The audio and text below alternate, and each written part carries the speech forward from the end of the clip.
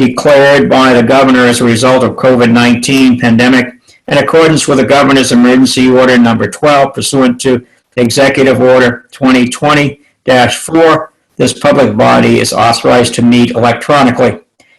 Please note that there are no physical location to observe and listen contemporaneous to this meeting, which was authorized pursuant to the governor's emergency order. However, with accordance to the order, I am confirming that we are providing public access to the meeting by telephone with additional access possibilities by video or other electronic means.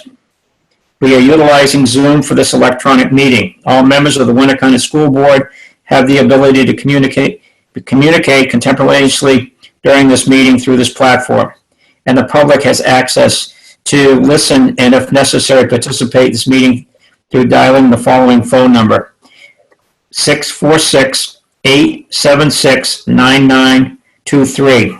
The webinar ID number is 912-3929-9528.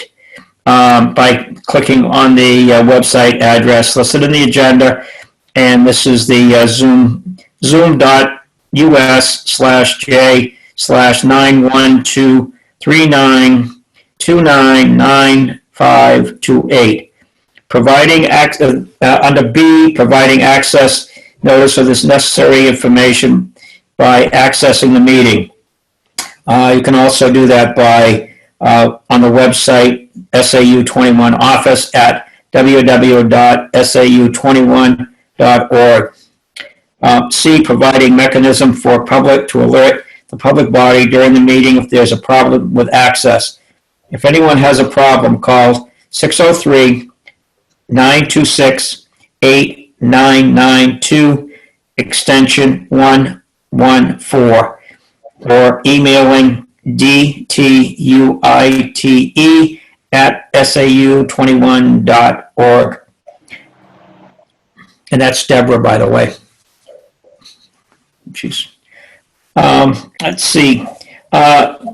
Adjourning the meeting if public is unable to access the meeting. In the event the public is unable to access the meeting will be adjourned and rescheduled. Please note, all votes that are taken during the meeting shall be done by roll call vote. Let's start the meeting by taking roll call attendance. When each member states their presence, please also state whether there's anyone in the room with you during this meeting, which is required under the right to know law. We'll now call the roll call. And Deborah, are you ready? Yes. Thank you.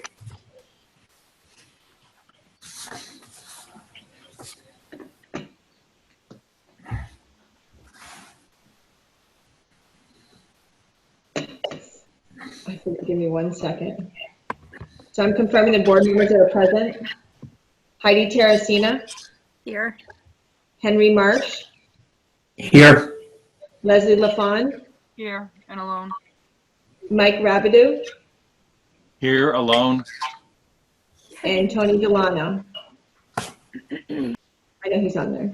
Okay. Okay. At this time, we are going to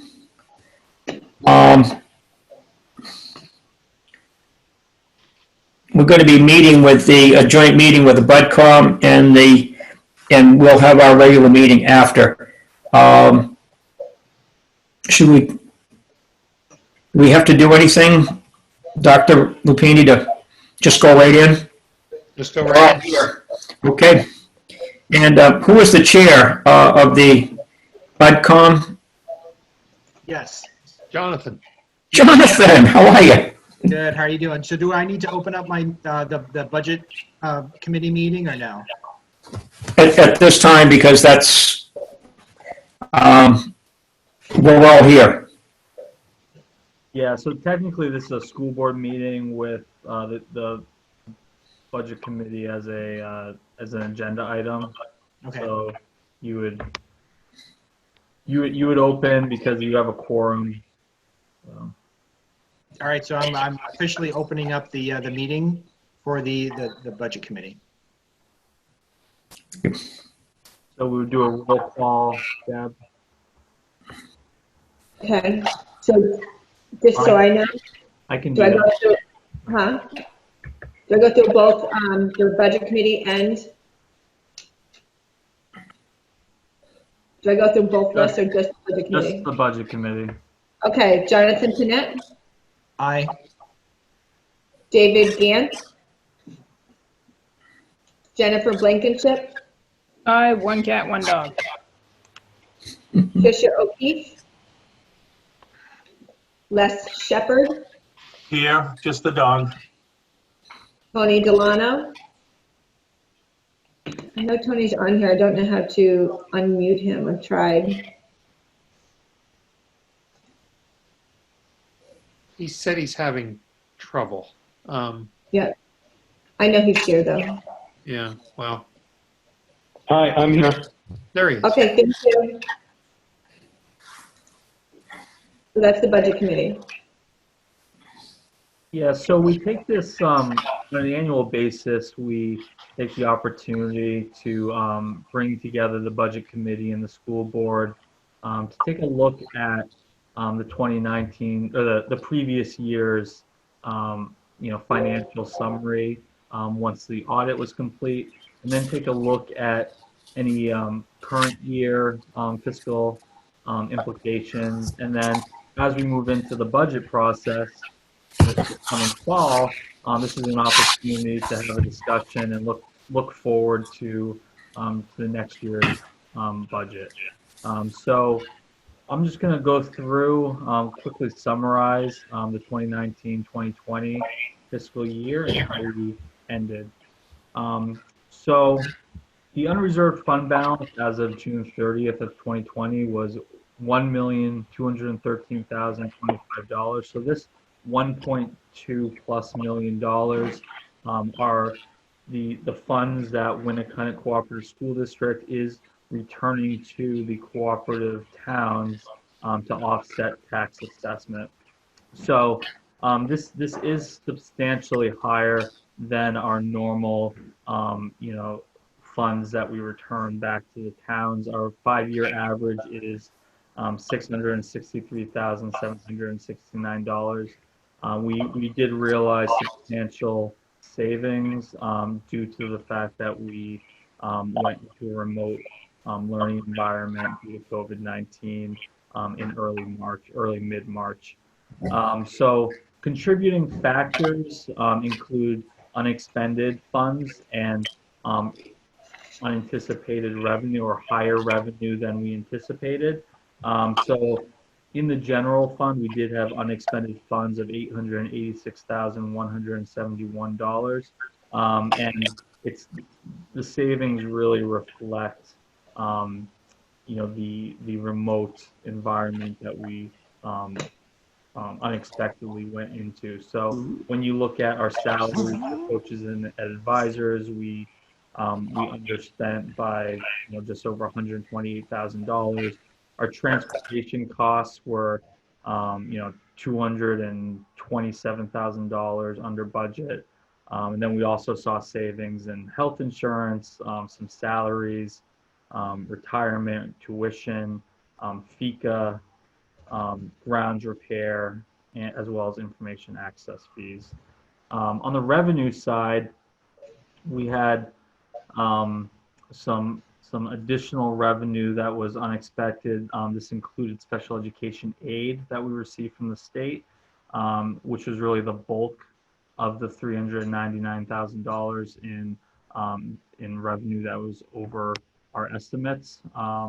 Special education aid came in at $263,709, higher than expected. We also had increases in tuition, Medicaid, and FEMA. Now I will note FEMA, that number, that's $29,914.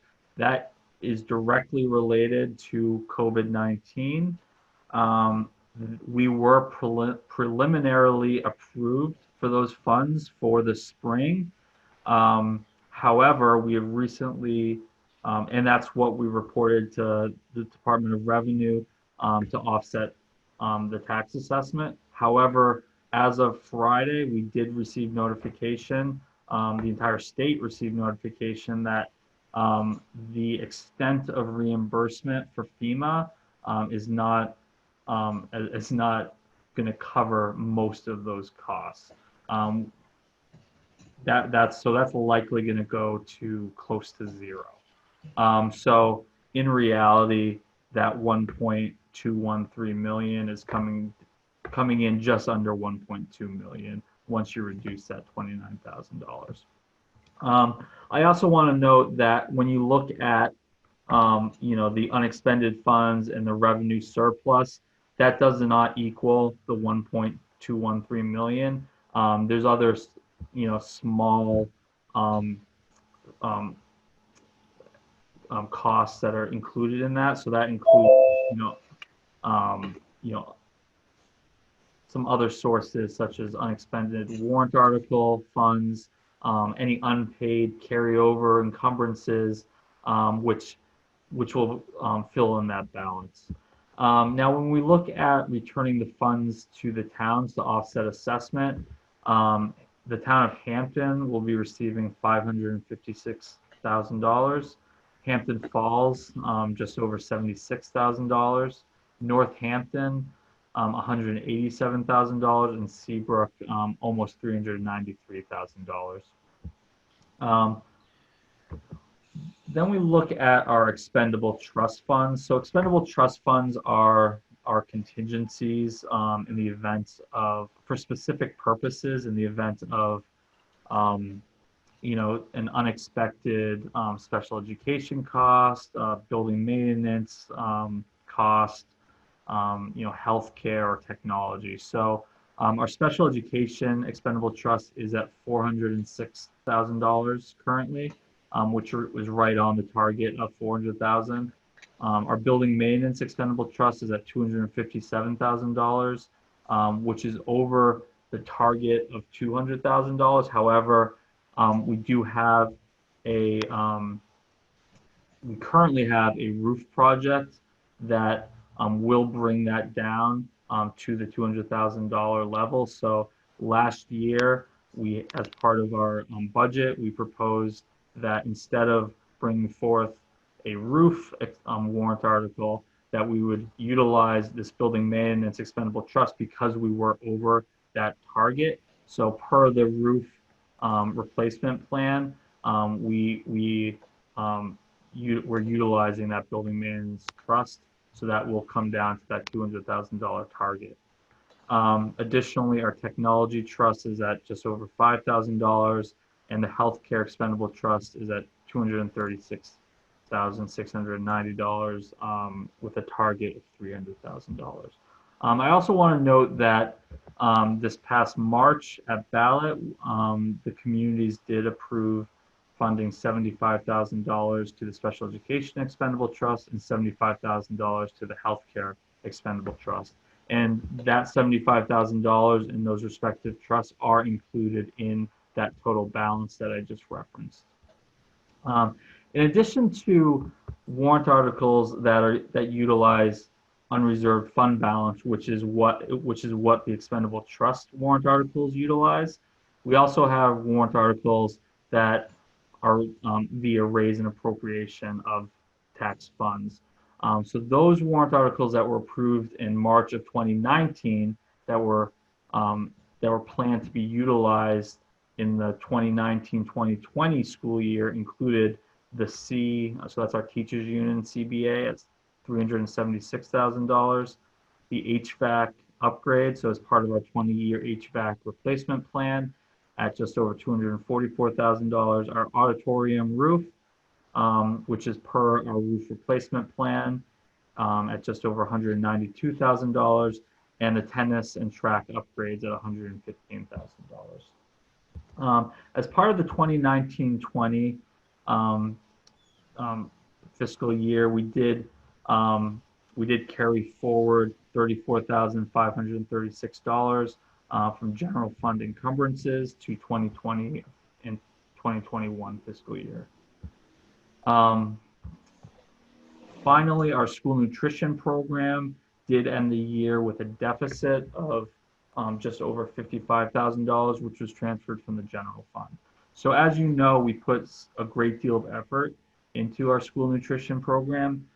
We are running some pretty substantial deficits back in, prior to 2016, 2017, and we had made some changes to the program, both in expense reduction and revenue drivers, which brought it to really a level funded program.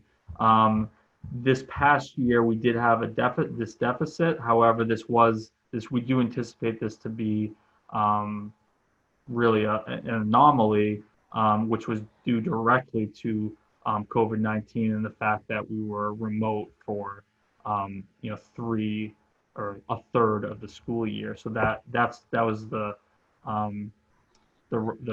reason that we were in a deficit. So as part of our annual, as closing of the books, we do have an annual audit. We utilize Plotzik and Sanderson as the outside firm to take a look at our financials. We did receive a few recommendations as part of the 2019-20 audit. The first of which was to update our policies. We did convene a policy committee in 2019, and we are working through our policies as an SAU. We've made significant progress, and we will continue to update policies as we go through this school year. Further, there was one check that was deposited longer than 1 week after receipt, and we do try to work with our schools to make sure all deposits are made within a 1 week period in a timely fashion. Similarly, our student activities account had 8 checks that were deposited over that 1 week threshold. Again, that's something we're working with our students activity coordinator to ensure that checks are deposited within that 1 week time frame. Those are the 3 recommendations for our operating budget general fund. Now we do have our grant funding, and this typically our grants aren't audited because we don't reach that threshold to go to a single audit. However, this past year, due to the increased grant funding that we received, we did hit that threshold. So all of our federal grants were audited, and there were a few recommendations for our grant fiscal policy as well. That includes, there's one instance where a IDEA grant reimbursement to an employee did not have the fully itemized receipt. It just had a credit card statement. And it was also submitted late. So going forward, we need to ensure that any employee reimbursement includes that full detailed receipt and is done so within 1 month. Additionally, there was an IDEA grant and expenditure that was charged just prior to the start of the grant. So going forward, we need to take greater care in charging expenditures, after the start date, so it's incurred during that grant period. There were 2 students who left the high school in fiscal year 2020, and we did not have formal written documentation that was retained documenting these transfers per the Title I program guidelines. So going forward, we need to ensure that any student that transfers out of Winnacunnet, that there is written documentation that is retained at the high school. And finally, there were two vendors utilized through IDEA who were not verified that they had not been suspended or debarred from doing business with the federal government. So in the future, we do need to verify with the federal government that any vendor that we do business with is not suspended with the federal government. So moving into our current fiscal year of 2020, 2021, we always try to update not only our school board, but our budget committee if there are any unanticipated expenditures that occur during the school year. Currently there have not been any significant unanticipated expenditures.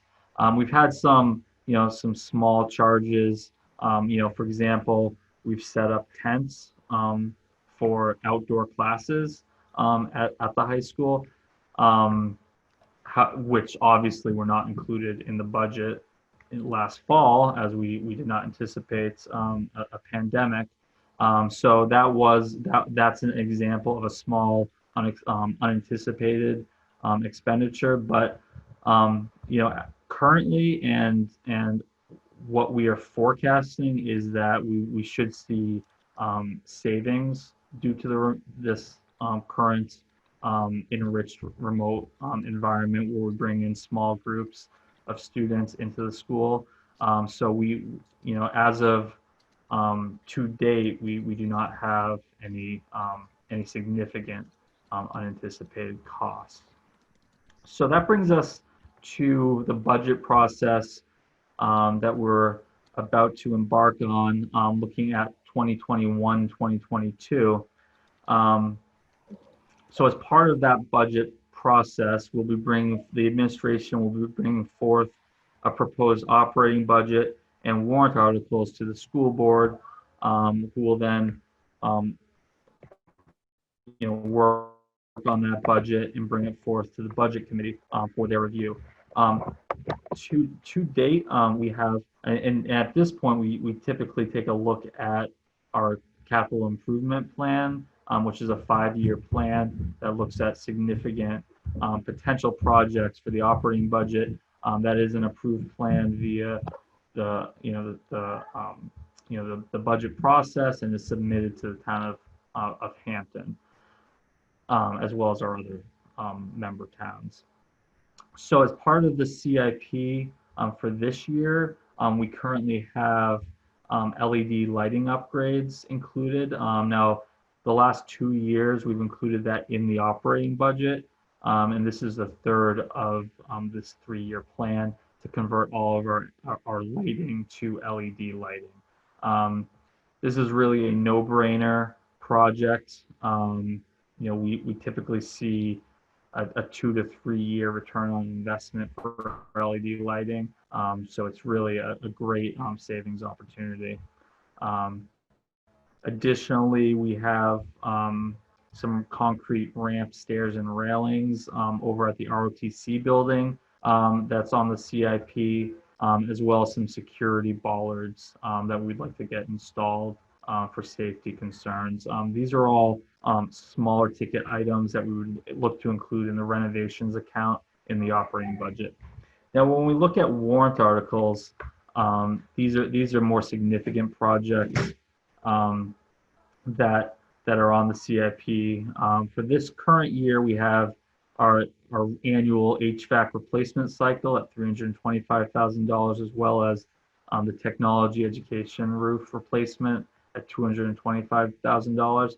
Now, these are included on the CIP. However, of course, we're going to need to bring all of these items to the school board to determine whether these are projects that we want to pursue or potentially delay. So this is a unique, budget, process with our current economic climate.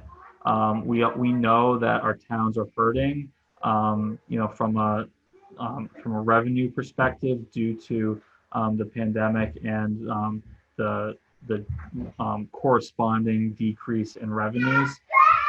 We do understand that we need to be cognizant of the economic factors within our individual towns, and so that we do know that we need to look at our CIP as well as our operating budget and see how fiscally responsible or we intend to be as fiscally responsible in bringing forth both a budget and warrant articles this year, considering the circumstances.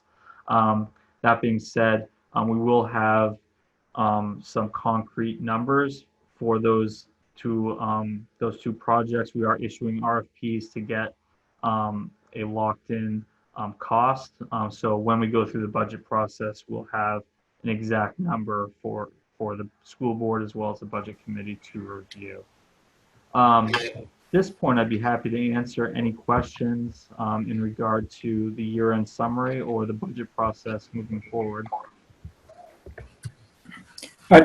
Jonathan, may I ask a couple questions? Oops, he's gone. May I ask a couple questions of Matthew? Where is your meeting?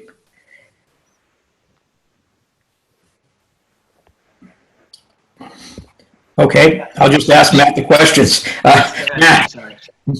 Matt, can you just explain we have a few new members both on the school board and also the budget committee, what is it, $1.2 million, what that really means to the communities? I know there's, a lot of money coming back to the communities, or could you just explain that it's not real money, or maybe it is real money? Yeah, so we're not, you're right, Henry, we're not cutting a check to the individual community. So how this works is we report this surplus to the Department of Revenue, and then when the Department of Revenue sets the tax rate for the individual towns, they reduce the tax rate by that corresponding amount. So for example, at Hampton, we're returning $556,000. They will, when DRA assesses or sets that assessment for the local towns to collect money, they'll reduce it by that amount. So it's really just the assessment for taxes this coming year. Okay. The second thing, I want to thank Matthew for working so hard to really cut and scrape, and this is really fantastic to look at $1.2 million that I don't know of any other community in the state of New Hampshire that would come in with those numbers, and hopefully the media will pick this up. I think Matt did a fantastic job in this budget process. Last year we had budget committee members coming to our board meetings when we were setting the budget, and again would welcome any of the budget committee members to come to any of the board meetings that we're discussing our budget, and please think of doing that, because it will outline what the high school board is doing with the monies that we're looking to get.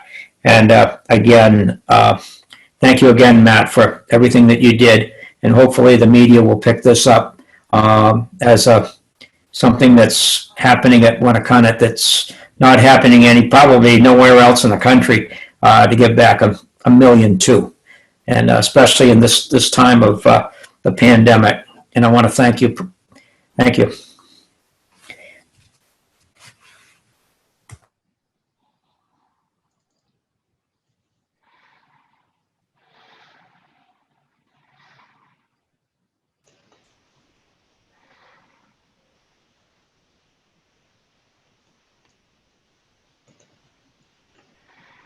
Jonathan, the meeting's yours. I'm sorry. It is. Okay. I have nothing to add other than I think, Matt, you did a great job, especially, I know last year regarding the budget, I think we completed the budget in 2 or 3 days, kind of going over everything. It was very smooth, and getting a surplus back like that, I think is phenomenal. I think this is definitely going to be another challenging season for the school. So I look forward to working with everyone, and I think this will be a good budget process this year. So that's pretty much it. Yeah, if I could, I'm going to plan to be a half hour late to every meeting because it seemed to work out really great that I wasn't there. No, seriously, I had 6 o'clock in my mind, and then when we were in our meeting at 5:30, I swear I heard it was at 6:30, and I said, okay, great, I'll go and do something until 6:30. So I blew it. I'm sorry. It's nice to see you, David. Yes, it's good to see you guys too. Matt, I just have a quick question on that summary. Will we be able to get an electronic copy, or will that be rolled up into the overall budget you'll be sending over to us? So I'd be happy. I believe I sent it out to all the budget committee and school board members, but I will send it out again this evening. Well, if you already sent it out, I probably have it, and I just probably haven't pulled it up yet. It would have been last week, Yep. last Friday, I think. Okay. Matt, the only question that I have in regards to the binders, I know that you said you'd want to have members, if they want a hard copy, to kind of follow through rather than electronic, you would like an email. Do you want me to have the budget committee actually send me the email? Would you have them directly send it to you? So they can send it directly to me. Okay. Sorry about that. Yep, Matt, I did get that. I apologize. So, Matt or Jonathan, it's Tony. Yes.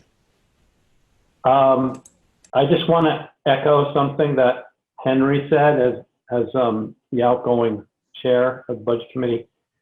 I found it really helpful to attend. Several of us may have attended the board meetings where the budget was discussed, and that was great. I think that's what helped us get through the budget. Even as Jonathan mentioned, it was done in 2 or 3 meetings. It was done faster when we went through the budget committee.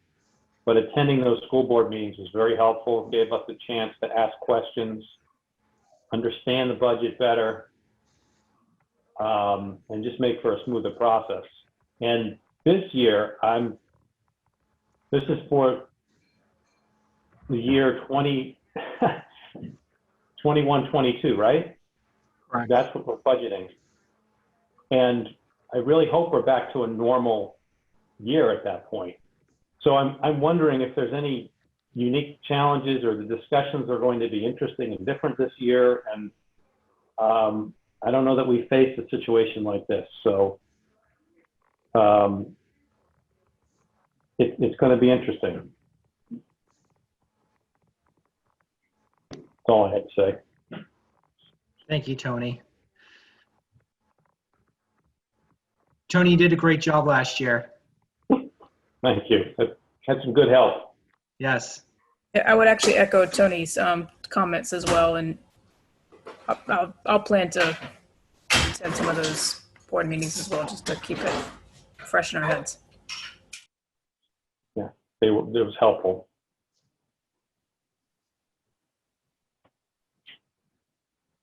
I have nothing else to add to our meeting. I don't know if anyone has any other comments or whatnot. So do I need to have a motion to adjourn the meeting, or Henry, do you want to take over? We just take over, but Matt, do you have any target dates to start, and possibly when budget books would be available?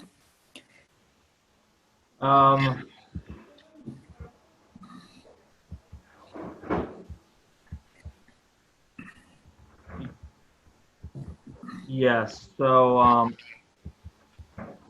I believe the first Winnacunnet board review is scheduled for October 21st. So all the school board members should have received a calendar invite from Rhonda. And I believe the first date for reviewing the budget is October 21st. And we typically get the budget books to the board members a week prior to our first meeting.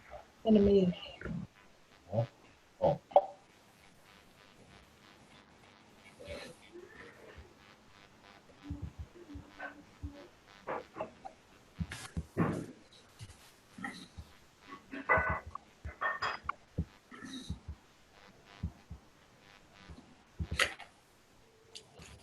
Are there any other comments from the Budget Committee? Because we'll be going right into our board meeting as soon as Jonathan closes his meeting. Yeah, so I have nothing to add. Does anybody else have a comment or anything like they'd like to add to the meeting before? No, just that, Matt, you did such an amazing job. I can't even fathom what it's been like these last few months. I can because my niece does the same job Matt does in SAU 16. So I've heard some of the pushback. So it's a tough job, and you know we're lucky to have him. Thank you, Matt. Okay, great. And Henry, did you say we need to have a motion to adjourn and so forth, or can we just phase out? Just phase out? Okay. Phase out. All right. I'm going to actually have to sign off, so I wish everyone a good night, and I'll see everyone at the next meeting. Right. Take care. Thank you, Jonathan. Thank you.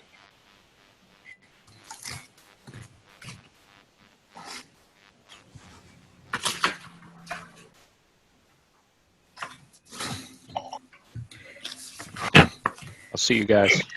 Bye, David. It's good to Bye, see you. David. I can't wait. I'll see you on the 21st of October. I guess it won't be in person. I don't know It'll who's be going a to half do an hour late, so that's good. a half hour late. I expect food will be delivered to us. Absolutely. Absolutely, Dan. All right, perfect. There we go. And- That's good. I'm in there. And David, what words of advice do you have for us tonight? Man, Are you going to make a motion? I said this earlier. It's bad news for the budget committee, good news for the school board. It's very clear the school board got an upgrade over the last 6 months, and it's a good thing too because it's kind of hectic. I'm afraid to run into Tony on the street because I feel like I've maybe set him up, no, unknowingly, completely unknowingly, but no. It's good to see you guys. Keep up the good work. I know it's been crazy trying to figure things out, and things change. By the time you end the meeting, the conditions are changed from the start, so not easy. Nope. But anyway, all right. I'll see you guys. See ya. Good. Yep. Bye. Good night. Bye, Dave. Okay. Let's see.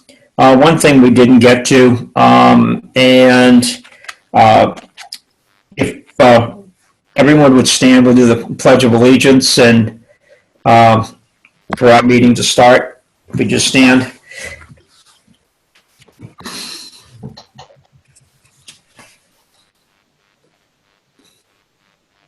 I pledge allegiance to the flag Flag of the United States of America and to the republic for which it stands. Stands, nation, under God, Good. liberty, justice for all. Just for all. Thank you.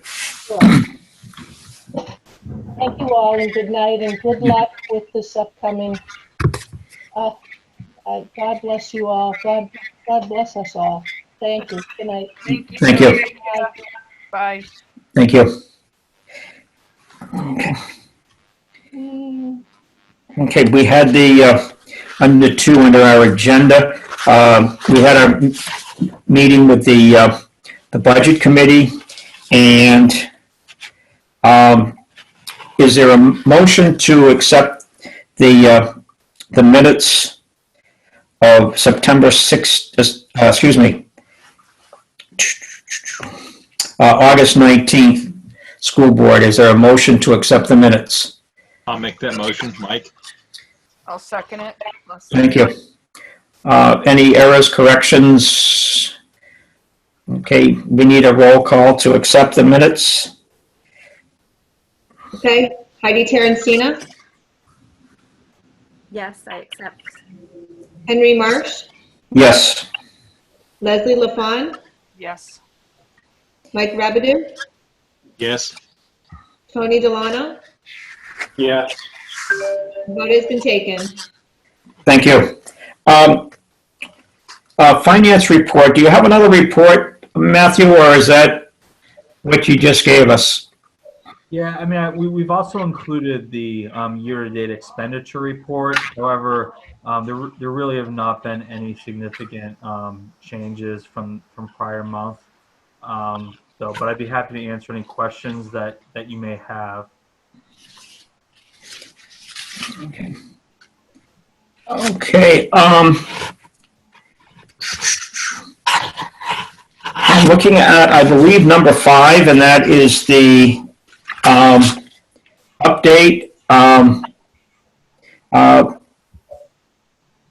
update on the return to school. I want to thank Dr. Lupini for the email that came out a couple hours ago, I guess. Yeah. Thank you. I'm going to start with that and then turn it over to Mr. McGowan to talk about pieces so far. So we've said for quite some time now that we would have a metric to continue to look at the decisions around around returning to school. And we sent that to board members today, and we're going to send it to parents later in the week, parents and staff. The other thing I'll say about this is we've sort of laid out a timeline where we'll start doing this district by district around October the 1st, and then every 2 weeks thereafter. And what we're trying to do is paint a realistic portrait of all of the factors, not just positive testing rates for the virus that are in front of us in terms of being able to reopen. So let me make sure I have that up on my screen. I do. And let me share my screen. Only because I like to show off that I actually can do this. And so this is the decision matrix that we've published and sent to board members today. And as you can see from this, it lays out a number of factors that we're looking at. And what we've said there is that 5 of these in particular are weighted more heavily. So obviously we start out by looking at in each of our districts at the community spread level by town. And what parents or anybody else who has this will be able to do is click onto this, and they'll be able to get to that site that'll give them those rates of positive spread. The next 2 are sort of related. What we're looking at is the positive COVID results within the school community. So within elementary, middle level cohort model, because we're able to do that much more at the elementary and middle level. We have kids in cohorts, and I'm going to give you an example of how we started our week here in a minute. And then in the high school, it's much more of a community, the entirety of the community who may be in. So as you know, we have some elementary schools that are in person right now, and one of them is Seabrook Elementary. And we actually right now have a 2nd grade class and their teacher and their paraprofessional and students who are on a school bus because we had a positive student test, a positive student case. And so we have right now, because of the way we're able to cohort within that school, unlike some other schools that you may have seen in the news, we were able to limit the move to remote instruction to this one classroom and some students on a particular bus. And that's what we're able to do much more at the elementary, lesser so at the middle level, and even lesser so at the high school. So those two indicators that we would look at. These next 2 are very important, and they've been driving a lot of decisions that we've made. So the next one is staff absenteeism, and this has to do with primarily with staff that are on leaves associated with ADA or with the Families First Coronavirus Response Act, FFCRA. And so what this one essentially indicates is, do we have the staffing to be able to open? There are some people who said, well, if the answer is no, and right now at the high school, you know that the answer to that is no. That would be in the red right now at the high school, clearly given the data that we're looking at. And so asking us what we're doing about that, and we're trying to get some indication, some of the districts in the southeast part of the state are trying to get an indication from the state level as to whether there's going to be money available to support childcare for our teachers, which would allow us to offer them a different accommodation so that more of them could return to school on a 5-day-a-week basis that right now they can't because of the situation they find themselves in with respect to their insurance. Right now for Winnacunnet, if we were doing this today, that one would be in the red. The next one is availability of space as well as cleaning and protective supplies to allow us to follow state guidelines. And I'll give you the example of Northampton School, where you probably know that our K-5, pre-K-5 students are in, but 6 through 8 are not. And this one for the middle level would be in the red because we've had to utilize so much space in the school, including what would traditionally have been used for grades 6 through 8 to accommodate K through 5, that we simply wouldn't have the space to open safely for those grades. So until we're able to remedy that, Northampton would be in the red for that. Then we go into student absenteeism and compliance with protections. That is, our people filling out the app and all that we've made available. But those are much lesser. We expect that those things are going to happen. But those first 5, and so we plan to make this available starting October 1st to let parents know specifically where we are. They've asked. With our ability to reopen schools. And, as we've discussed all along, our major challenges, I have one person who every couple of weeks, actually every week, sends me the testing data for the state. I appreciate getting that.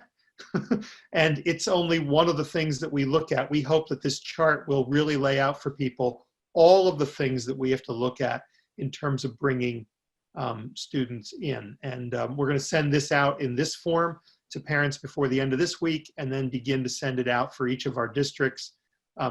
Whether we send it out or whether we post it to the website, I'm not sure yet. But just to let people know where we are in moving toward any sort of additional reopening or potential closures, as we just saw at Seabrook Elementary, for any of our schools. So if you have questions on that, I'm happy to try to answer them. And if not, I'm going to turn it over to Mr. McGowan, who I think wants to talk about orientation and the things that are happening at the high school and what comes after orientation finishes on Thursday. Hi, this is Heidi speaking. Bill, I just want to let you know that is really impressive to see how you're going to, determine where the schools move. And I really appreciate being able to see that in a chart format the way you made it. It's great. Thanks. We didn't invent this. We you stole the bare bones from other districts. No, we're really good at stealing from one another. It's something we all do really, really well. And then we adapted it. It is not exactly what we got. There were some changes we needed to make that fit our circumstance that didn't fit theirs. And so we were able to sort of modify what we saw in a couple of other districts. But thank you. I appreciate that. I hope it's helpful for people. I have a question, Bill. If I'm just looking at the third line down, the high school line, positive COVID results within school community high school model. Is that one test, one result, one positive result, or because it says, it's got result with the S, and so here's the only way I can answer. Yeah. Here's the only way I can answer that, Tony, is it depends. So if I learned anything from Monday, my entire day Monday, it is that it really depends on when it happened, when the positive test came, when the last time that student, even one student, who they interacted with, how long they interacted with them, in what circumstance they interacted with them. So it depends. So I just saw before I came on this call that Exeter has 16 students at their high school who are now on quarantine because of an orientation program. Bill, that probably doesn't make you feel good, but because of their orientation program and interaction at an orientation program with one positive case. So it really depends. What was Exeter? I thought they went fully remote. They did, but they're So, having orientation programs just like we are. like us, yeah. So that's So, what can happen. and to do, it sounds like you have to do, it's like contact tracing Well, almost. the only word I would remove there is it sounds like. It is, my experience of Monday is it is contact tracing and working with DHHS. And, Stephanie Lafreniere, in our case, did a fantastic job. Her staff did a fantastic job. But it was her entire day. Yeah, that was my question. How long does that process take? You learn of a case. Does it take a day, 2 days, 3 days? You learn of it. We learned of a case Monday morning, and by Monday afternoon, Monday evening, we had worked with DHHS enough and worked with families and worked with staff to figure out what kind of information we had to provide to DHHS, and they made a determination. We knew there was also potentially busing involved in that case, and so we had to gather that information. So it entailed working with the busing company, and it probably took till 5 or 6 o'clock to get in touch with all of those families and put the pieces in place. So it was the day. I can tell you, Stephanie devoted her entire, Stephanie and others of her administrators didn't do much else on Monday. It's a lot of work. Yes. Well, that, and among other reasons, is why I voted for the more remote options we had, because going forward to a higher level more cautiously is easier than going backwards. You've got kids in school.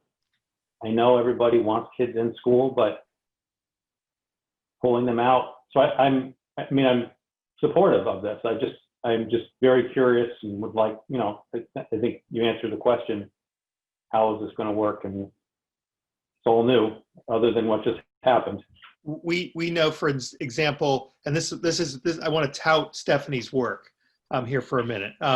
We had another school in the area in the southeastern part of the state that had a single case. I'm not telling you anything that has been reported in the press. So, right, I'm not sharing information on students, but in another district, one case, but because they hadn't been able to cohort effectively in their initial days, the school's closed for 14 days. The school is closed. Whereas at Seabrook, we were able to limit it to this one particular classroom and some students on the bus. And our principals who are in have done a really fantastic job of sort of cohorting so that we have that ability to really help DHHS contact trace. And so we learned a lot on Monday that I think we can bring to our other districts as we bring kids in small groups or for orientation programs or for special education services or other kinds of things. We're learning a lot.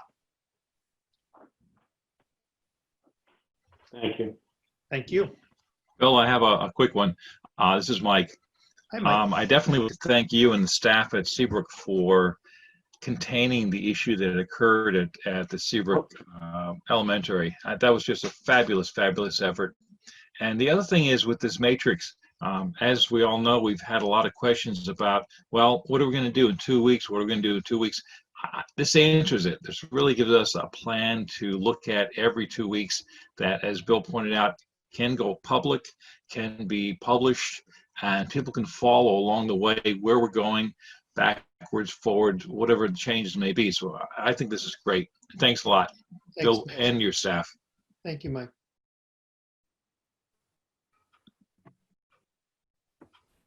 Mr. McGowan.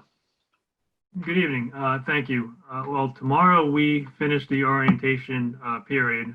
Tomorrow we have the seniors for their last day. So far everything has been going very well. We've been providing 2 bus runs. Students seem to be well behaved. I want to commend the students. They've all got masks on. They go into classes. So overall, everything has been going very well. Friday, we do start the enriched virtual learning. So I'll be sending an update to parents tomorrow afternoon just to remind them of the schedule. But everything right now is going well. And then even as we continue next week and into the future weeks with the enriched virtual learning, we will still be providing 2 bus runs, one in the morning and one in the afternoon. And that is primarily to provide transportation to those students that attend SST and need transportation. But we're also looking to see how we can get individual students and or small groups of students into the building to be able to use the Wi-Fi and access remotely the classrooms that they may not be able to at home, as far as students that may have unstable environments from which to work and or are homeless and don't have the Wi-Fi capability. So we will be providing those means for those students. But again, I think it was great to see all the students the last couple of days. The students were excited to at least get back into a routine. And while the routine is going to change a little bit on Friday, I think overall that everybody was looking to get back into the swing of school. I think we've done that. And as we go forward, I'll be working with the superintendent to find out how we can start increasing, groups of students and make those resolve the logistic issues to have, small groups of students come into the building for remediation work and or enrichment opportunities.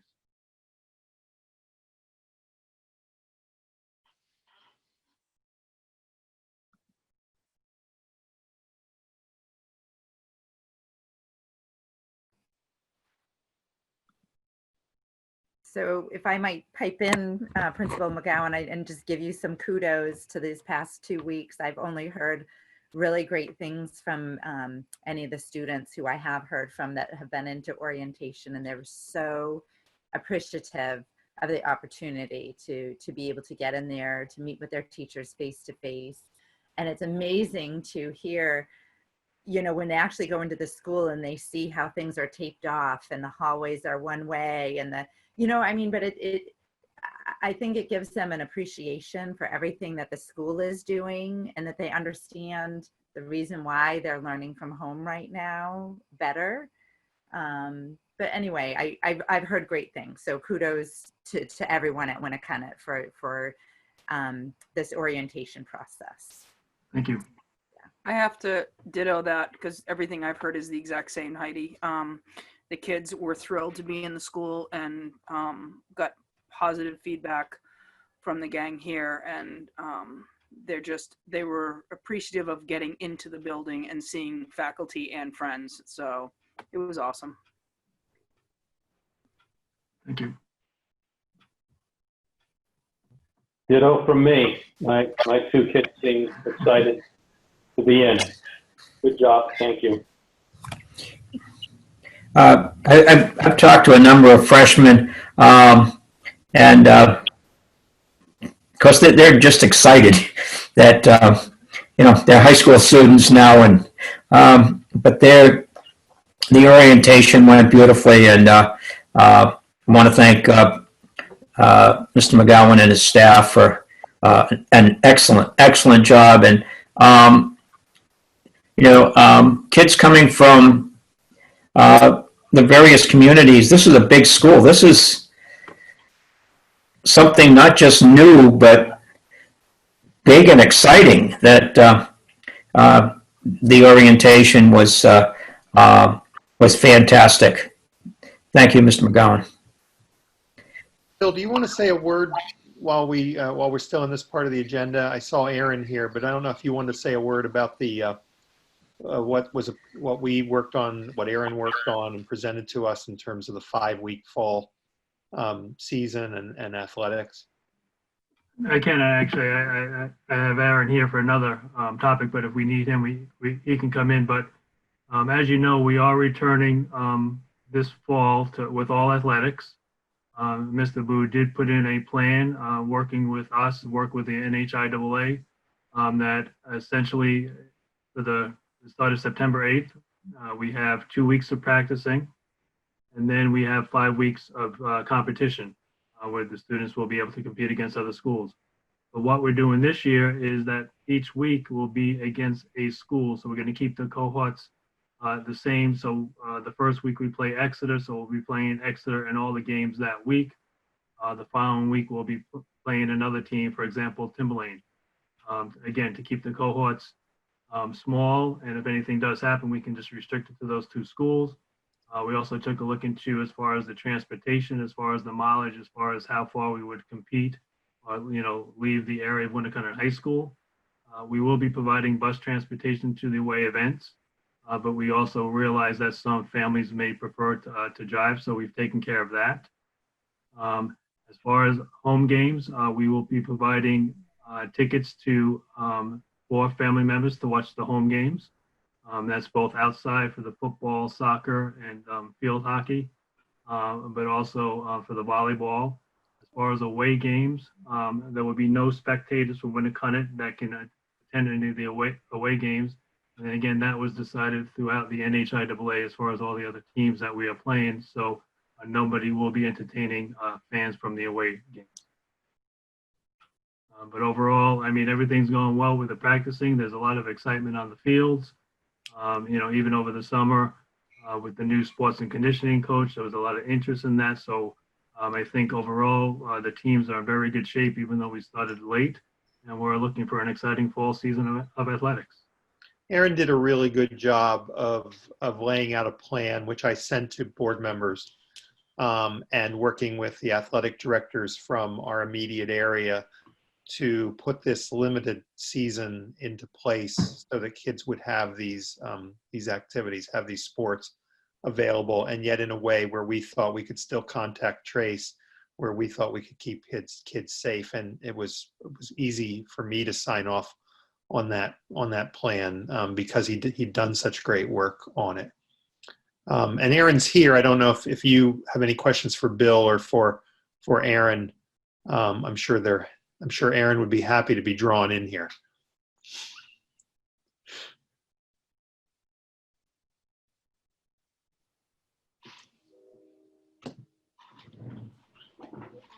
Again, the only thing I've heard from students is that they're thrilled to be playing sports, whether it's for 5 weeks, 5 minutes, 5 days, whatever. So my hat's off to Aaron, to everybody involved in making it happen and doing it safely. So big thank you. Sorry, I muted myself before I finished. Aaron, if you want to add anything, feel free to add. I guess I'm in. I didn't realize I was in, but hey, no, everything's going great so far. Looking forward to start playing some games and hopefully staying safe and getting some physical activity in. But like Bill said, we feel one of the questions Bill asked me is, if we start up and have only 2 weeks, are our kids going to be ready physically? And I think that the addition of our strength and conditioning coach this summer and the ability to do a lot of workouts, honestly, I feel like a lot of our athletes are in better shape than they've ever been in. So it's been, good in a very tough situation. So we're doing our best.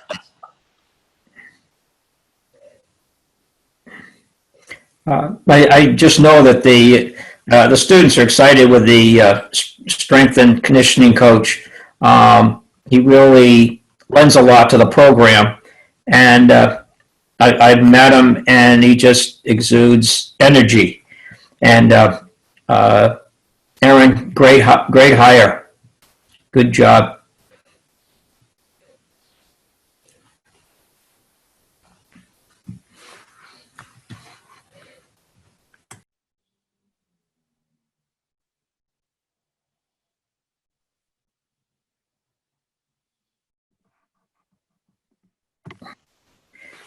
I guess we're ready to move on. Okay, thanks, Aaron. Okay, thank you, Aaron. And Mr. McGowan, thank you. We're under new business. And as Mr. Ferrara said earlier, that looking at the new business first read of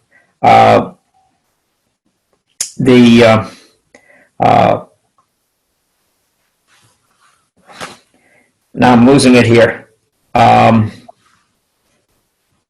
The board policies, is that correct?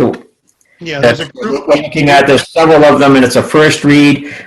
First read is just that.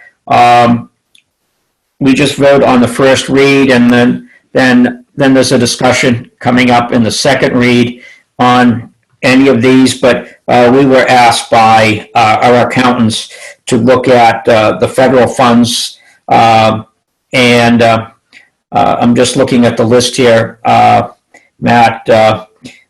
There's quite a few of them, and they're generally in the DA category, and so we can discuss that at our next meeting or meeting after that.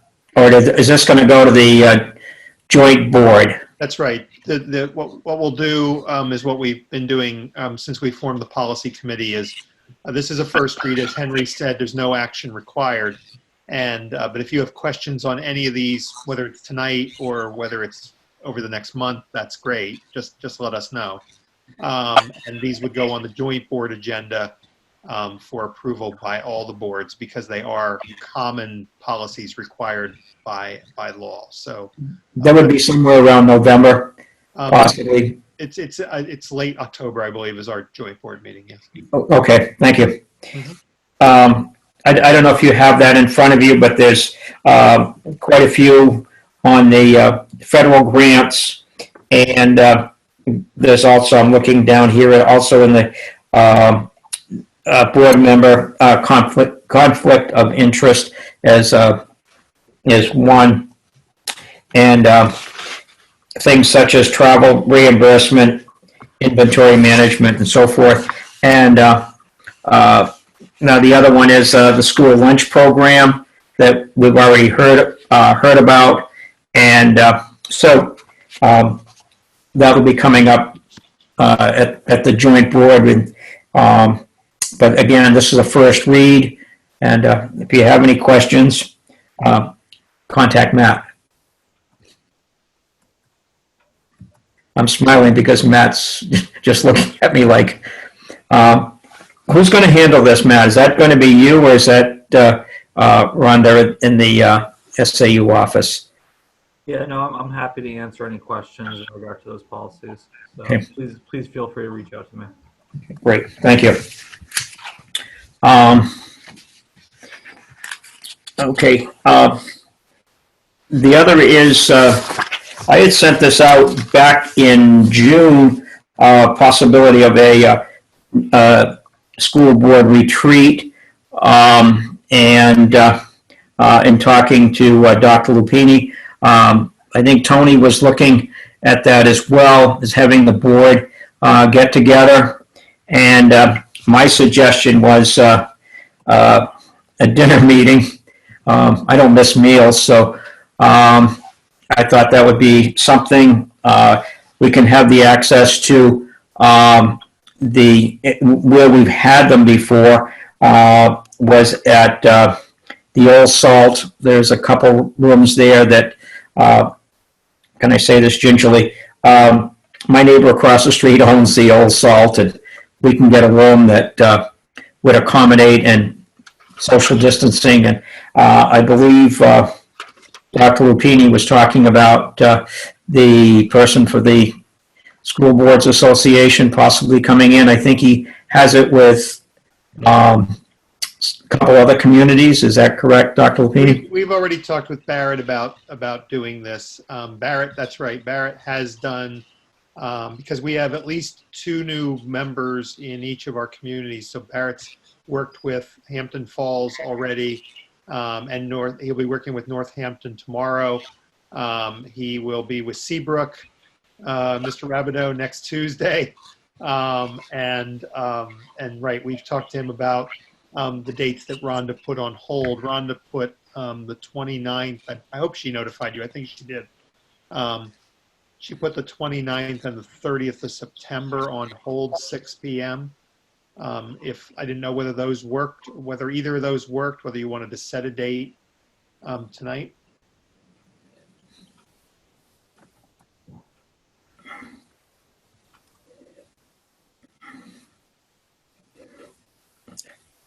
Excuse me, the dates were the 29th, is that correct? September 29th and September 30th. Either 30th. one of those. And those would be Zoom meetings? That's what they're set at for right now. Yes. What is the disposition of the board? Is there interest, or?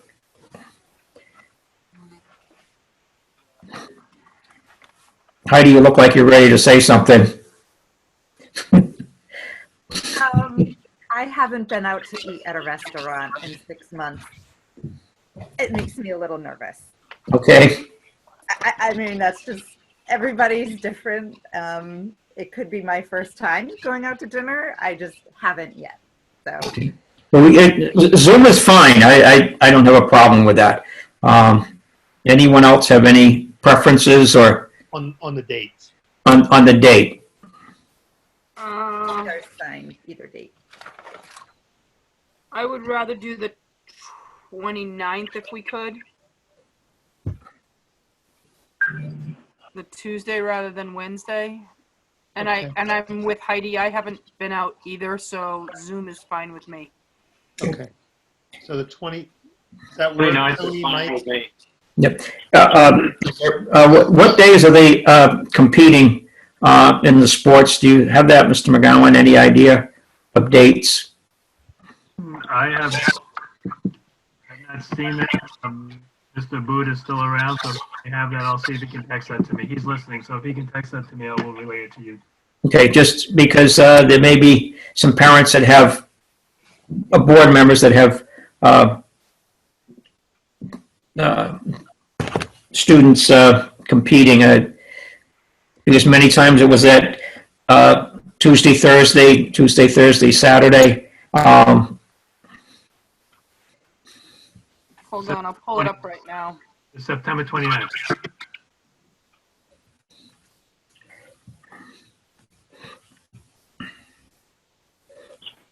Looks like Monday, Wednesdays.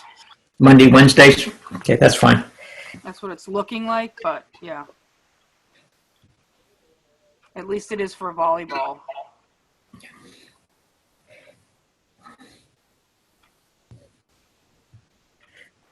I'm bragging, but I'm retired, so it really doesn't matter. I'll second that. I don't like either one of you right now. Go away. Take one of my jobs, please. So on Tuesday and Thursdays, the boys and girls soccer play. Anybody got a soccer player? Okay. I got field hockey. Field hockey. Field hockey. Nope. Then what about? Field hockey yeah. is Monday and Wednesdays. Okay, so then can we do Tuesday? 29th? I'm good with Tuesday. That sounds good. Sounds like a consensus. Dr. Alpina, if you want to set that up, that'd be great. We'll set that up with Barrett.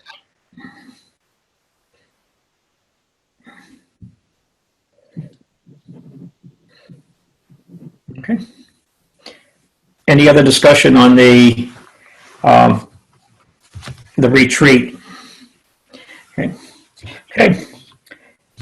The next item is under C, and it's the Winnacunnet High School mascot.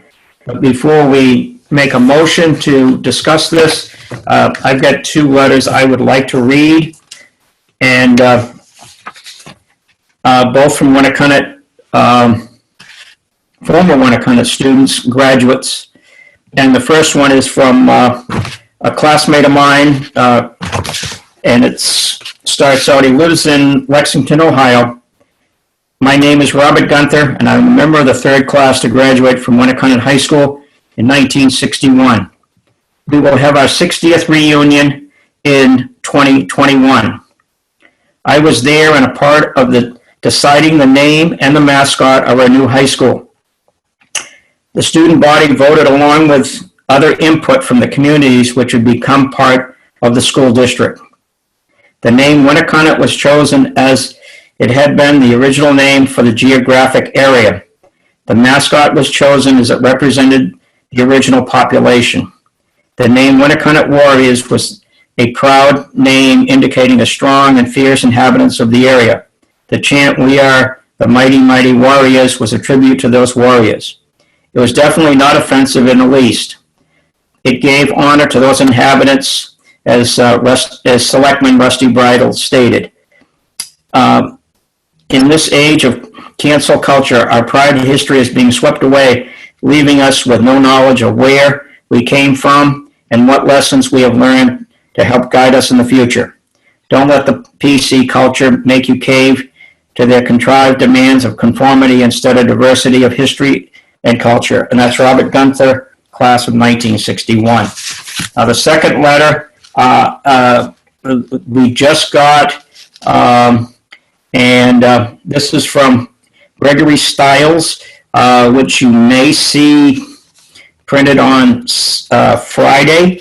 And it states, to whom it may concern, I'm a proud Winnacunnet High School graduate of 1986. I find myself both saddened and disgusted by the thought that anyone would remove the image of our warrior from the school.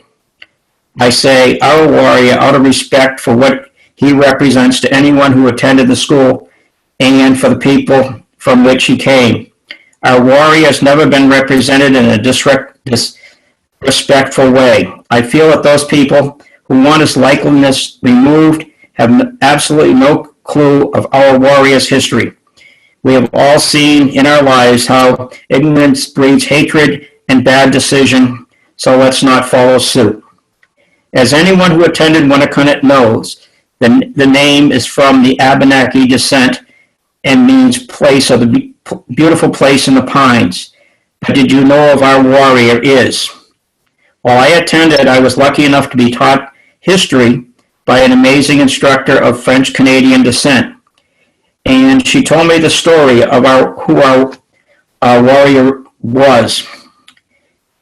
I can't read Abenaki, so just bear with me on his name was spelled in many names, but Chief, and I'll spell it out, Escumbuit, was the most famous and honored Abenaki that ever lived. Canadians know him as an Abenaki chief revered for his bravery, war strategizing, and negotiating skills in dealing with his enemy. He was respected by the people for his bravery, tenacity, dedication, and protection of them and their land. He charged into battle from Maine to Massachusetts and was more successful than any other of the better equipped leaders of that time. Because of his legendary efforts, he was also knighted by King Louis XIV and was considered one of his greatest allies. Even though he fought with the French against the colonists in the seacoast, when it came time to determine the best representative Winnacunnet students and what we want them to aspire, the town was astute enough to put their prejudices aside and choose a native, a leader, and a knight that possessed all the attributes one could hope for in their children: honor, bravery, strength, endurance, intelligence, dedication, and respect. This is what our warrior represents to those who really know him. To eliminate our warrior would be not only the wrong thing to do, but it'd be a travesty and a complete and totally disrespect of the Native American Abenaki tribe and the memory of a man who dedicated his life to his people. Do we not be swayed by ignorance of those who believe that they know the right thing to do because of their laziness to learn and reactionary response to what they see? While the world removes parts of our history, it will be doomed to repeat it if they are not careful. Do not become the people who wiped away the memory and the history of the great warrior of the Abenaki people for which Winnacunnet was named and her students embody. Okay, that was from Greg Stiles' class of '86. And to make a change, because this was done by both the school board, prior to us, I would entertain a a motion from any board member that would like to do away with a warrior, the image, anything of that nature, and I'm ready to listen to any board member that wants to make a motion. So Henry, you don't want to hear from administration, is that right? That's what you just said. I would wait for if there's nothing from the board, we'll talk about the administration. I see, okay. Okay? So you bring 2 letters that you decide to read tonight on this issue. These are the most recent ones. I'm just giving that out. Okay. So in August, when we asked that this be put on the agenda, you removed it. And so tonight you're going to come here and you're going to bring 2 letters and you're going to read without informing me that you have 2 letters on the other side of this issue. So, okay. And then so now you want to take a motion without any discussion of this issue. Okay. Go right ahead if you'd like to speak. That's fine. Henry, you've set it up. So you just go ahead. Is there any board member?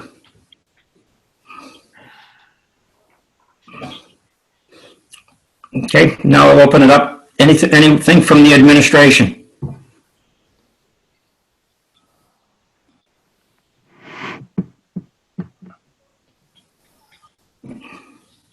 I have nothing. I've got a couple things. Again, we are currently, with what's going on in this world, the last several years and been brought to light the last few months, we need to respond and do what is correct and what is the right thing to do. We're not talking about removing the name of the Warriors. What we're talking about is the use of a mascot that depicts a culture that, even though we did it in the best of intentions, is not the correct thing to continue. For the last several years, and maybe I haven't acted quick enough, but we have brought forward logos that have moved away from using the Indian head as a mascot. We have one with the pine trees, beautiful place of pines. And I think we need to continue moving that direction to recognize where we come from, what this land means to us. We did also create one that included the use of feathers. At the same time, we recently found out that the use of feathers in the Indian culture is a religious symbol. So one could attribute that if we wanted to use the symbol of the cross in a logo. So there's been a social awakening occurring throughout this nation that I've given it deep thought, has come to us, and I think as a school system, as a place of education, it is our goal to move forward in a positive direction. Now, that is not to say that we're going to dismiss what we've done for the last 50 years. We can create a small area educating what we've done, how we got there, and why we're moving forward. But again, I think in my mind, it's new as we move forward and as this nation becomes more educated in what we've done in the past that we thought was right, but as we become more educated, we need to be able to stand up and make the right decision.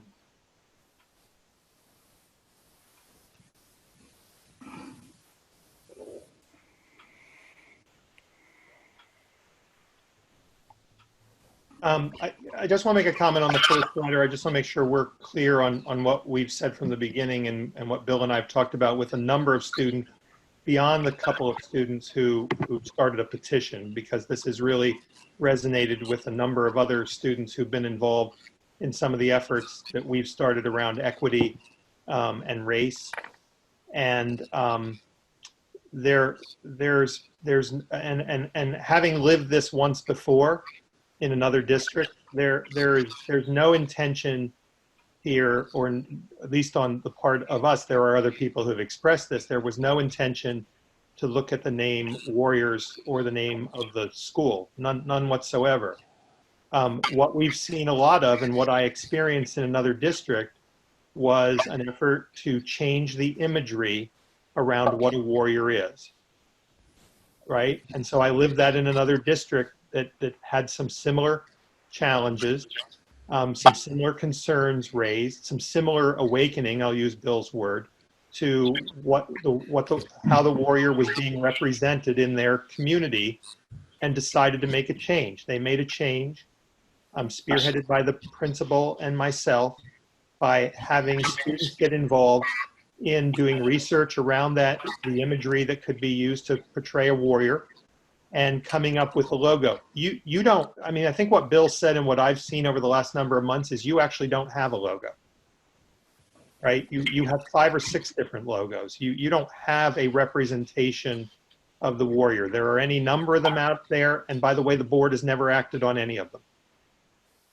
Has never acted on any of them.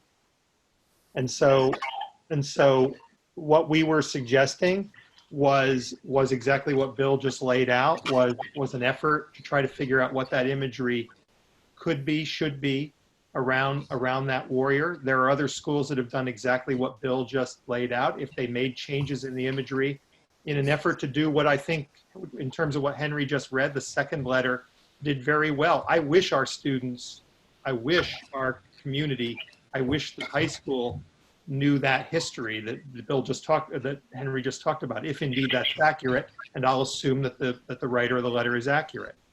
What a number of schools have done, I think Concord's among them, is they've created an area in the school to portray that history that led them to update their imagery, to change their imagery. And that's really what we were suggesting. That's really what we were talking with that group of graduates about, removed from, the battle of petitions, which I'm not really interested in getting involved in. And I have experience having seen that happen in another district where they adopted different imagery, and where that imagery has been in place now as logos for the school for the past 10 years very, very successfully. That was the conversation that we were engaged in. Again, we were looking to bring that to the board last month. It didn't make the agenda, but I guess my reaction, Henry, is I've received lots of letters too, and as I said to board members and in the newspaper, there's been lots of graduates who've contacted us who feel very strongly in a direction that's very different than those letters you read. So I don't think it's fair to portray this as something that is represented by those 2 letters. I don't think that's fair. Would Mr. McGowan be presenting to the board an image at some point? If the board would like to, as you said, there is no uniform image. I'm just wondering if that's in this process. Well, let me answer the question. If the board would like that to happen, that's never been the process in this school before. But if that's the way the board wants to move on this issue, sure. As you know, I discussed that with Barrett, with NHSBA. Normally, the issue is around nickname and those kinds of things. But if this board wants to get involved in the imagery, that's certainly, I won't want to speak for Bill, but that's certainly acceptable to me. Mr. McGowan? Yes, that's perfectly acceptable. And again, it's not going to be my image. It's going to be, I need to work with the students and have them come up. I mean, I'll have the student body or some, the student council work with me, community members, so we can come up with a logo that represents the positive culture of Winnacunnet High School, where we come from, what we want to be in the future. I agree with that, Bill. I think it got kind of blown out of proportion. It got blown up into something that it wasn't, because unfortunately people were thinking we were, they wanted to get rid of the warrior name, and they wanted to get rid of, those kind of things. I have to say, having lived here my entire life from the time the school, was built, the history is important. It's never ever was it ever disrespectful in any way. I think from day one, it has never been used that way. I know, Dr. Lupini, you know, you had it happen in your, you know, the name change down in Mass there. I don't know if they had the same kind of history that we've had here, which is why we chose the warrior and whatnot. So I'm not sure if it had that same flavor. I know that it was the same type of name, correct? It was the name Warriors. Warriors, but Yes. was it? Yeah, and I don't know where theirs came from. I know where ours came from the Indian heritage here. So I don't know if it was the same or not. I'm leery of losing the history, and I guess that's my biggest thing. And I think, from what you've said tonight, I think you'll keep that, which is great. But I don't want to see us lose that.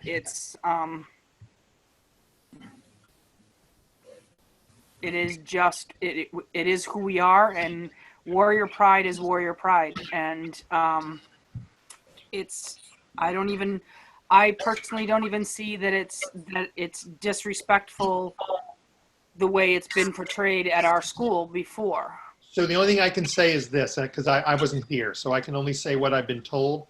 And since you raised, I mean, the issue came up for us in another district because some student athletes chose to dress up in full, what they viewed as Native American garb with war paint and whatever to go onto a field, and that caused a furor.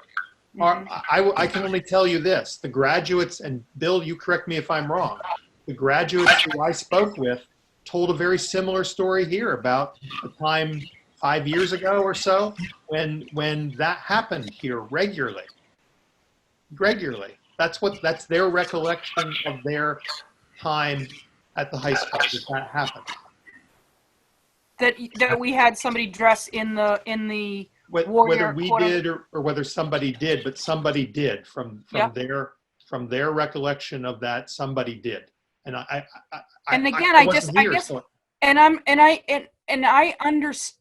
guess what I don't understand, and please somebody enlighten me on this, is how that is disrespectful.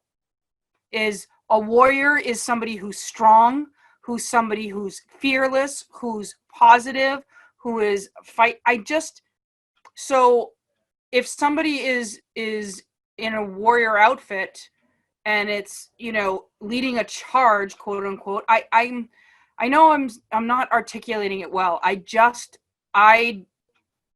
seen ones that I find offensive, and maybe it's a personal thing. I don't know, and maybe I'm just too close to it. But it's a good question, and you know, Caroline, in a conversation we had, you know, we've started doing some of this, and I'll call it a bigger, broader issue of equity and privilege and those kinds of issues with staff. You know, it came up as a result of the George Floyd situation and the work we began to do, brought on by one of our students in an ELO a few years ago. It quickly migrated into this topic. We had some speakers who were here in some of the opening days. I think Dr. Erikelian offered to have those speakers come back and maybe do some work with the board as well around some of these issues. I think that might be helpful and might be informative for all of us. And if I could just add, you know, I think what Bill McGowan said was really key, because, and I've learned a lot about this over the past year and few months, in that, you know, when we use warrior, Winnacunnet, some symbolism, different pieces of it, absolutely. I know the majority of students and staff, they have great pride and they're using it with the best intentions. But what we don't know is what Bill said. There are different symbols that the Native American cultures consider religious. They're their religious symbols. So it would be like if there's other culture. So if you're a Christian and that high school somewhere far away is trying to honor us and using, you know, the cross everywhere in different ways, on this logo, on that logo, on a rug, you know, oh, let's put it on a uniform here or there. And they say, oh, we respect this, but they don't know what it's all about. So when I kind of had that enlightenment on things like that, that's what made more sense to me. So also like the headdress, that is more used in religious ceremonies. So for some, other people in the seacoast of New Hampshire to be using it, whether it's like in a pep rally or in statues or on lanyards, it's kind of like bringing it to an informal place that to them is disrespectful, even though we cherish it. I love Winnacunnet. I love the warrior pride, all of that, but that symbolism to them means something different. And I think we're using it pretty casually. That's one way to look at it.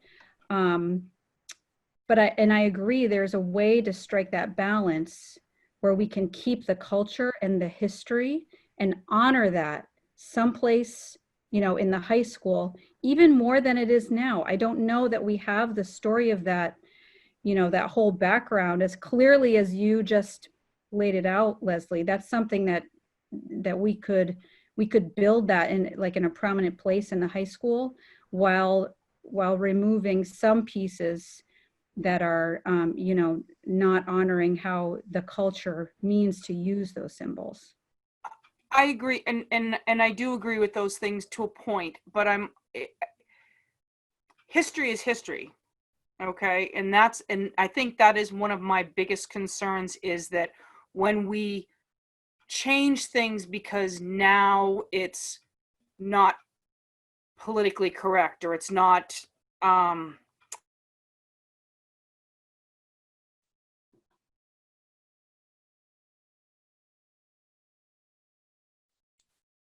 You're muted, Leslie. You went to mute for whatever reason. Hello. Am I You're back? Yes. It's only when I get going that this thing shuts off on me. So That's what it is. It's tied into that. it really is. But I don't want to see us rewriting history, because we need to still learn from it. And I think it's great to do something in the school honoring our history, but I don't want it to be just in our school. I want people, when we go out, that it's known that that's what we do. Do you know what I'm saying? It's like, it's always been a warrior pride. It's always been, I don't want it hidden in a glass case in our school that, oh, here's our history, all nice and quiet right over here in a corner that nobody knows about. Yeah, the thing though that, Leslie, that I've learned, spent a lot of time learning over the last numbers of years, is that sometimes it depends on whose history that is. I don't think history is history. I think history is told by the dominant culture. And so we've received a lot of information. Henry, you received that information as well from some historians, some people who've written about this history that tells that history from a different point of view. I think all of that is important to look at. Right. Oh, I agree.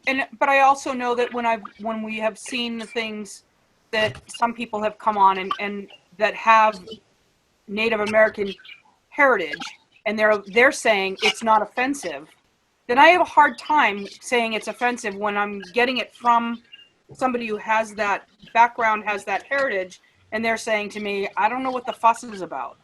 Yeah. So all I'm saying is, tread lightly on it, because it is something that there is a huge amount of pride in the alumni, in the current students, in our students coming up. And I don't want to see us lose that.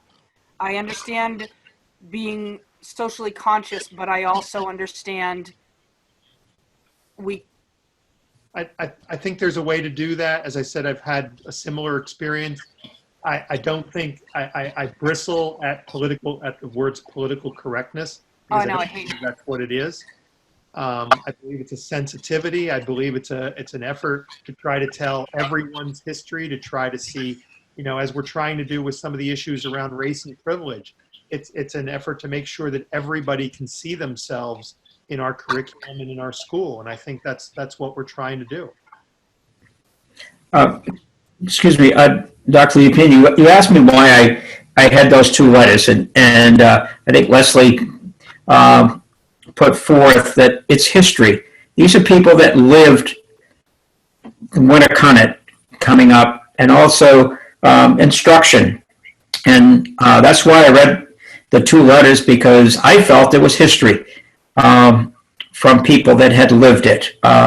One person in my class, for example, Winnacunnet Road in Hampton, that was here before Winnacunnet High School. So that sort of thing, Winnacunnet, because people are concerned that there's a movement to change Winnacunnet, for example. There's all these rumors out there. And so I read those two letters, one about the Indian chief who was knighted, for example, the Abenaki, and that's respectful. But again, I see Mr. McGowan's point and also Dr. Lupini's point. Again, this is dialogue, and this is great that we're discussing something here that is concern of many people in the community. I want to thank you for that. I just want to be really clear that back to the first letter and an article where if Max is here, I've already told Max I don't think he got it remotely correct. There is no intention on the part of the SAU administration or the high school administration to suggest something with respect to the name of this school. There is no effort on the part of the SAU or the high school administration to suggest a change of the name Warrior, right? This is all about the logo, all about the symbolism of that for us. That's what it's been about for us, and trying to get students involved, to bring research to this, to bring some of that history from a lot of different perspectives to this. That's what we're interested. I think, Bill, you agree with me on that. That's what we're interested in bringing to this conversation. That reflects some of the conversations we've had over the summer and some of the work that we're trying to do with staff and as a school and as an SAU. I think you would agree with me, but that's not what's being portrayed in the media. Well, I can only control what I say. No, I understand that, and I agree with you. But sometimes, I'm sorry, it can be fake news. But again, I agree with you that we can look at lots of things, but it was portrayed that there was lots of changes coming. And again, getting it here in the board meeting, I'm fine with it. Thank you.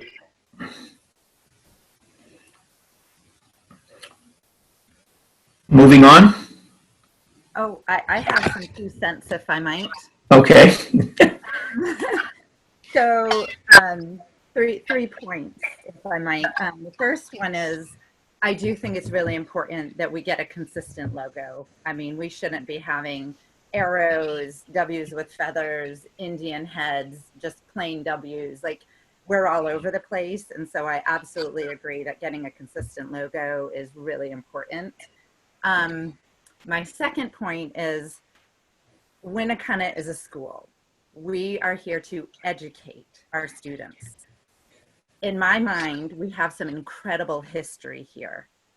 Why can't we, for let's say the Fresh SEM class, why can't we educate our freshmen as to why our school name is Winnacunnet Warriors? Give them the right history about that chief and his name that I can't pronounce either. Give them the history and why we're warriors. Bravery, respect, intelligence, honor.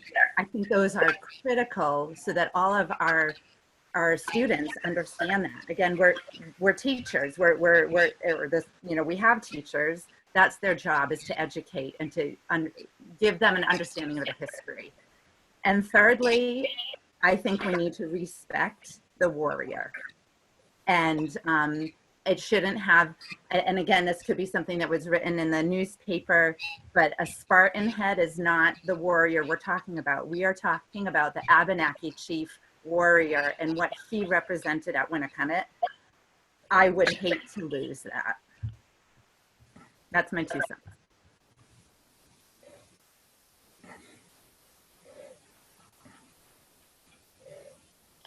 So the only comment I have to make to that is that I'm supposing that reference to the is drawn upon my example.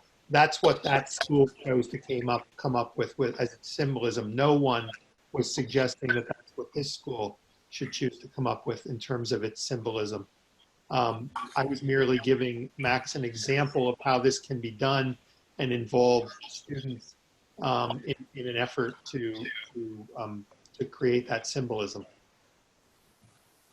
So if students are involved in helping us create a new logo, I think it's really important that those students involved understand the history behind the warrior name, not just we need to get away from local Native American culture. I don't disagree with that. That's not educating our. I don't disagree with that, but I think you then, if you're going to say it that way, you would agree that I think it's important that they understand all facets of that history. Mm-hmm. Not just the predominant culture's view of that history. There are all kinds of different ways of looking at that history, and I think they should absolutely understand them all or be given references to all different sides of that history, because there are different sides to that history. Mm-hmm. That's true. A full picture. Yes.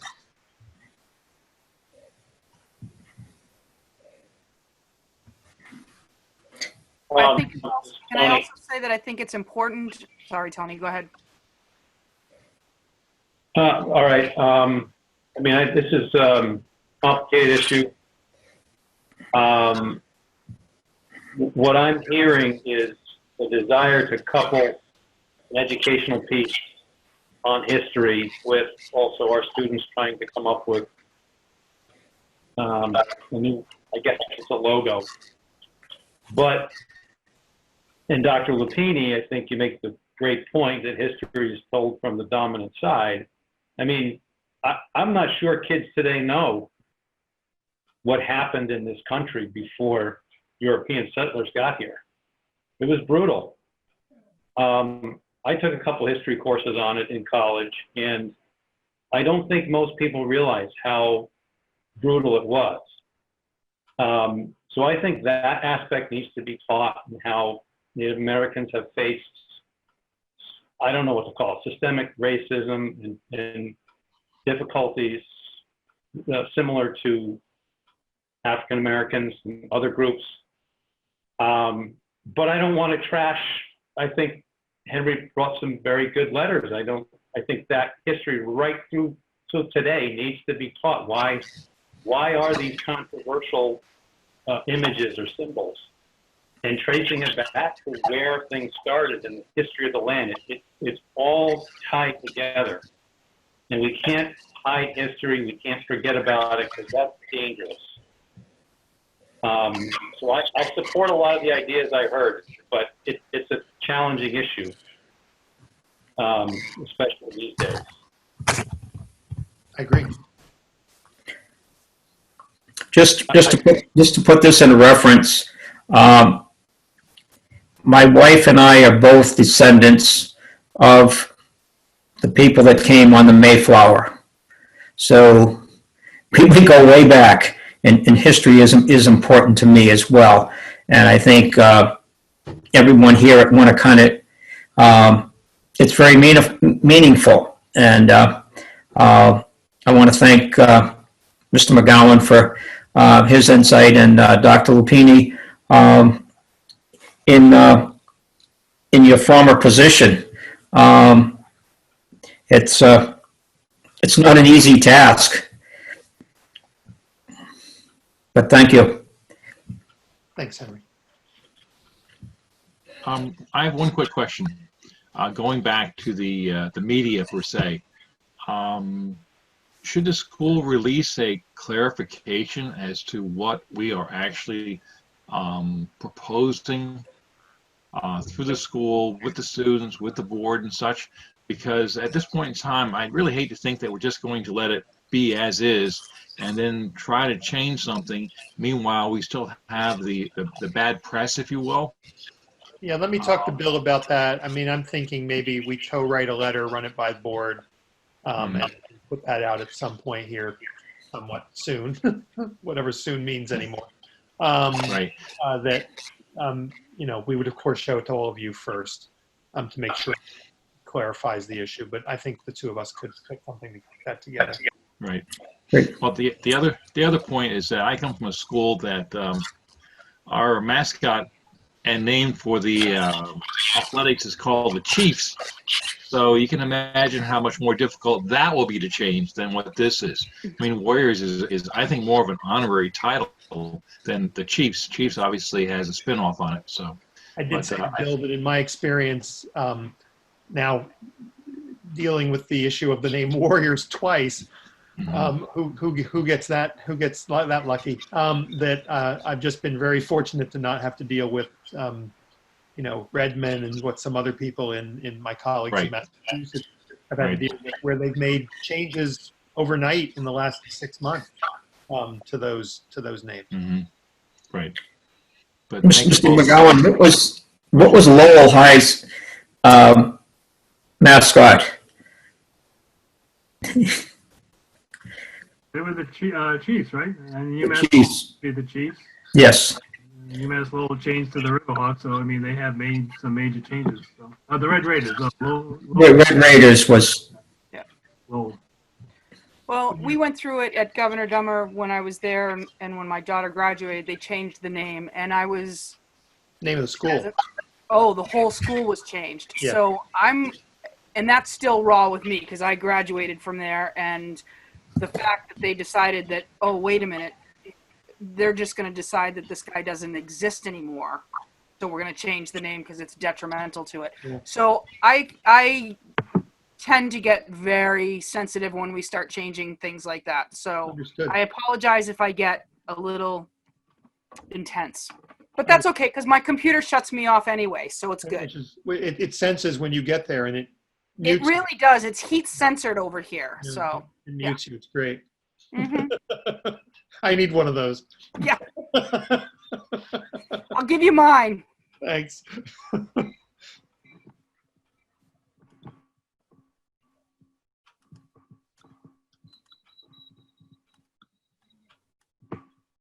You're muted, Henry. See? Yeah.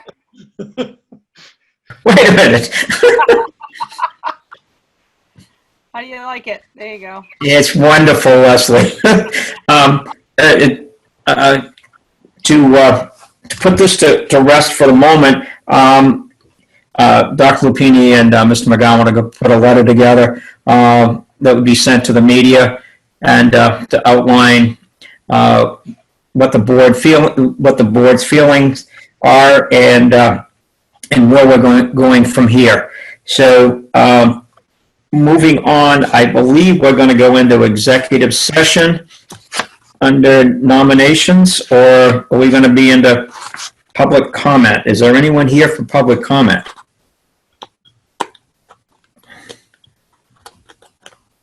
Deborah, is there anyone here for a public comment?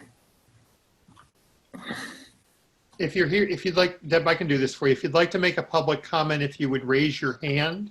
Otherwise, we'll move to our next agenda item.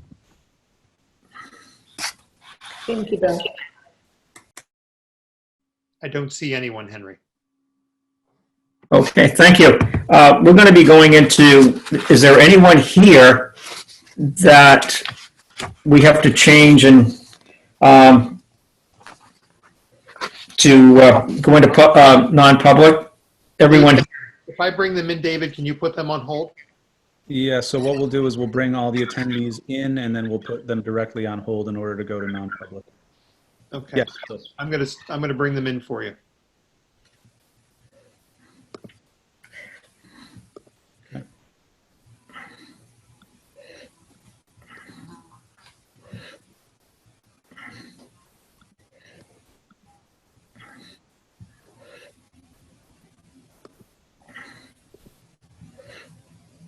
Okay. We are good there. I will put the meeting on hold, and we got to stop the recording.